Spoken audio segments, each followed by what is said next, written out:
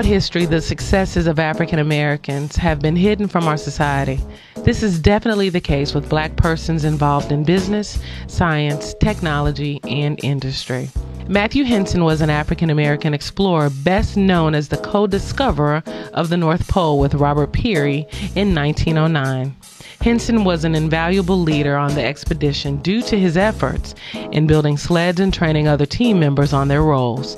Initially, the expedition started out with 24 men, 19 sleds, and 133 dogs. However, everyone other than Henson, Peary, and 4 Eskimo guides turned back. As the chief navigator and craftsman, Henson's feet were actually the first to touch this uncharted territory. Although Henson was the first to touch the North Pole, because he was African American, his accomplishment was not acknowledged, and Peary received all the credit. But in 1944, Henson and other members of the expedition were awarded a Congressional Medal.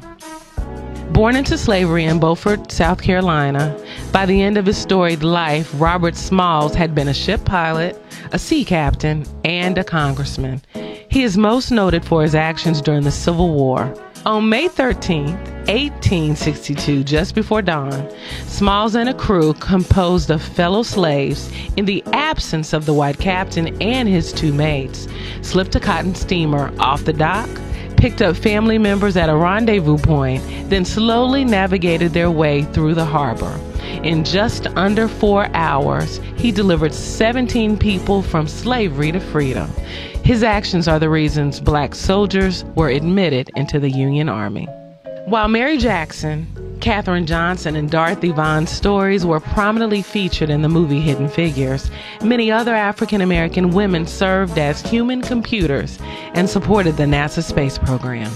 Miriam Daniel Mand earned a chemistry degree with a minor in mathematics from Alabama's Talladega College and worked at NASA from 1943 until her retirement in 1966. In addition to computing mathematics, Mand silently resisted segregation at NASA through removing colored signs from lunch tables and building relationships with white female employees. Catherine Pettigrew, like Mand, graduated from college with a chemistry degree and was hired by NASA in 1943 as well. She would spend her entire career there, retiring in 1986. Over the course of her NASA career, Pettigrew would work in both aeronautics and aerospace, studying balance in the Instrument Research Division. Norbert Rillieux was a chemical engineer who is most famous for inventing the multiple effect evaporator that safely allows water to be extracted during the processing of sugarcane. Born as a free man in New Orleans, Rillieux's mother was a slave and his father was a wealthy white engineer involved in the cotton industry. In 1834, Rillieux completed his engineering studies in Paris and returned to New Orleans to work on his father's plantation, which now processed sugarcane. It was there that he invented a safer method for extracting water from the cane.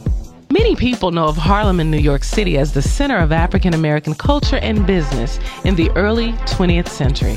However, Harlem was not the only center of Black business and industry in the United States at that time. In Richmond, Virginia, after the Civil War, free Blacks joined freed slaves and created a thriving African American business community, which became known as the Black Wall Street of America. In this community, named Jackson Ward, leaders were influential people such as John Mitchell Jr., the editor of the Richmond Planet, a Black newspaper, and Maggie Lena Walker. Ms. Walker was the first woman to charter and serve as president of an American bank, a remarkable accomplishment as she was African American and mobility impaired. As a center for both Black commerce and entertainment, Jackson Ward was also called the Harlem of the South. Venues along the Deuce, that is 2nd Street, such as the Hippodrome Theater, were frequented by the likes of Duke Ellington, Ella Fitzgerald, Bill Bojangles Robinson, Lena Horne, Cab Calloway, Billie Holiday, Nat King Cole, and James Brown. Another center of Black business and industry was the African American community of Greenwood in Tulsa, Oklahoma. Greenwood had a commercial district so prosperous that it also was known as Black Wall Street and was considered the wealthiest black community in the United States in 1921. Greenwood encompassed 36 square blocks and had a population of over 15,000 African Americans. Blacks created over 600 successful businesses and public services, including 21 restaurants, 30 independent grocery stores, 2 newspapers, 2 movie theaters, nightclubs, a bus system, a half a dozen private airplanes, a bank, a post office, a hospital, libraries, schools, multiple law offices, and 21 churches. Black professionals such as doctors, dentists, lawyers, and clergy served the community with pride and distinction. Because of residential segregation in Tulsa at the time, most classes of blacks lived together in Greenwood. They selected their own leaders and raised capital there to support economic growth. Some historians estimate that $1 circulated in the community from 36 to 100 times, sometimes taking currency a year to leave the community. From Matthew Henson's exploration to Miriam Mann and Catherine Padru's NASA computing to the Black Wall Streets of Richmond, Virginia and Tulsa, Oklahoma, African Americans will continue to be the center of black industry, business, science, and technology for years to come.